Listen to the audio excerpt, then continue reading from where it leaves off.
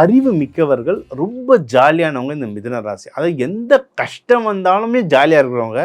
ஆனால் இந்த வருஷம் உங்களுக்கு வந்து ஜாக்பாட் வருஷம். ஏன்னா உங்கள் வீட்டில் தான் குரு பகவானே இருக்கார். அதனால் இந்த வருஷம் ஒரு ஜெகஜோதியான வருஷம் உங்களுக்கு. சரியா?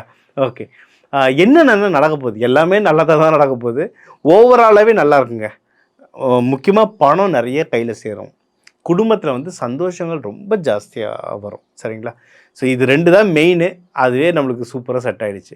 எதில் ஜாகிரதையாக இருக்கணும்னா, இந்த சந்தோஷத்தில் வந்து சில டைம் நம்ம கொஞ்சம் அசால்ட்டாக இருந்துருவோம். அந்த தான் இருக்கக்கூடாது. கொஞ்சம் அவேராக இருங்க. எந்தெந்த விஷயத்தில் ஏதாவது நீங்கள் எக்ஸாம் படிக்கிற பசங்க எக்ஸாம்ஸ் எழுத போகிற விஷயமா இருந்தால் கொஞ்சம் கேர்ஃபுல்லாக எழுதுங்க.